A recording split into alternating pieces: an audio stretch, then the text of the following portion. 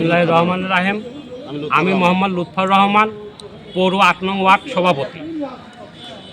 আমার ওয়ার্ডের সেক্রেটারি মোহাম্মদ সাগর হোসেন মাজেদ। আমি প্রথমত ওই সাগর হোসেন আমাকে ডেকে নিয়ে ওখানে পৌর নির্বাচনী কমিটির একটা মিটিং হয়। কোথায়? এটা পৌর অফিসে, শরীফেরগঞ্জ। আচ্ছা, ওখানে মিটিং হওয়ার পরে আমাদের কাউকে বলেনি, একমাত্র সেই বললে এই বিষয়ে আপনি একটু আসেন, আপনার সঙ্গে কথা আছে। এভাবে যখন বলে আমাকে ডেকে নিয়ে গেলেন, তো আমি যাই দেখলাম এবং আমি কোনো কথা বললাম না বলে আমি বসে আছি। ইতিমধ্যেই বাজু চাচা আমাকে দেখে একে ফোন দিয়েছে কিরা, একে ডাকছে কিরা, এর বের করে দাও, এইরকম করে বিভিন্ন আমাকে হেনস্থ করে।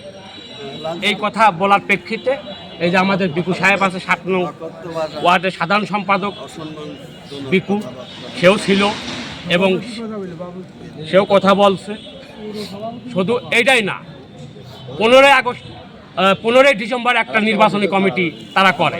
ওখানে যখন আমার ওয়ার্ডের সেক্রেটারি সাগর হোসেন মাজেদ আমার নাম যখন উনি দেখতে পায়, তখন আমাকে অকৈটকভাবে, এবং সাগরের কাছে এটা আপনার তথ্য নিলে পাবেন, অকৈটকভাবে তাকে, আমি ওই সময় ছিলাম না, অপমান করে আমার নামটা কাটিয়ে দিয়ে ফের কম্পিউটারকে, সেই কাগজও আমার কাছে আছে।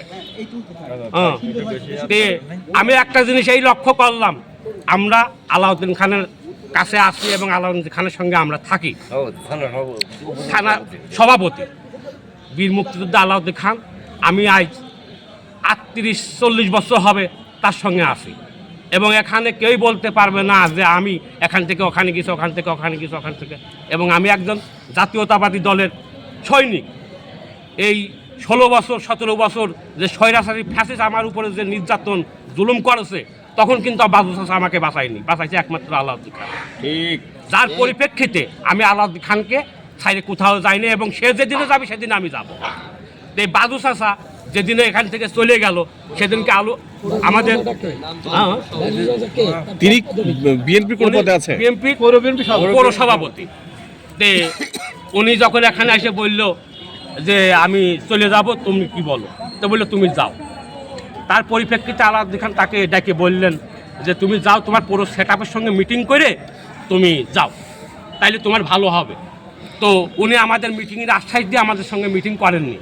পরেক্ষণে আমরা এখান থেকে চলে আসি। তারপরের থেকেই বিভিন্নভাবে আমাকে শুধু আমাকেই না, আমার যারা আলাউদ্দিন খানের গ্রুপের সঙ্গে যারা আমরা আসি, এদের বিভিন্নভাবে অপমানমূলক কথাবার্তা উনি বলেন এবং বিভিন্ন জায়গাতে উনি বলেন। এটা কবে বলছে? কবে আপনি এটা 15 আগস্টে, এবং বলতেছে শোকেস করবে, এ করবো, বিভিন্ন ইত্যাদি। মানে আপনাকে হেনস্থা করছে কবে?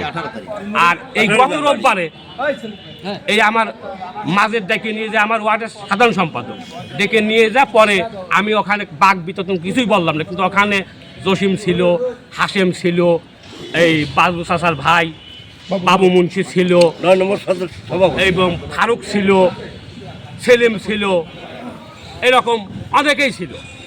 তারা অনেকেই বললো আপনি বলেন কি, কিন্তু তারা তো আমি আশা করেছিলাম যে আমাকে ডেকে হয়তো তারা একটা সমাধান করে নেবে এবং ভুল বুঝাবুঝি থাকতে পারে, কিন্তু তারা যখন করেননি, তখন আমি এর তীব্র নিন্দা জানাচ্ছি।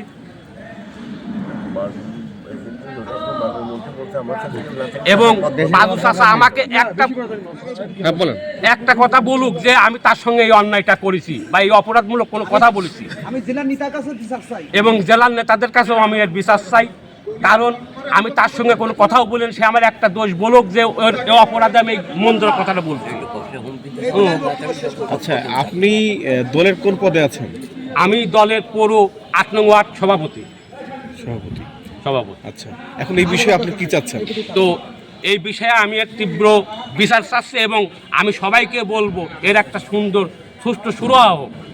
কারণ আমরা গ্রুপিং করি বিধায় যা ইচ্ছে তাই বলবে, এটা না। এবং আমি আশা করেছিলাম আমরা যখন সবাইকে একত্রিত করলেন, আমি আশা করেছিলাম আমি সবার সঙ্গে মিশে এবং ধানের শীষের বিজয় করার জন্যে যা করার জন্য সবার সহযোগিতা নিয়ে আমি সেই পথে চলবো। কিন্তু ইনারা তার আগেই ইনসানমূলক বিভিন্নভাবে আমাকে হেনস্থ করা হবে। শুধু আলাউদ্দিন খানের গ্রুপে যারা আছে তাদেরকেও হেনস্থ করা হবে। এর আমরা বিচার চাই। এই বলে আমি বক্তব্য শেষ করতেছি।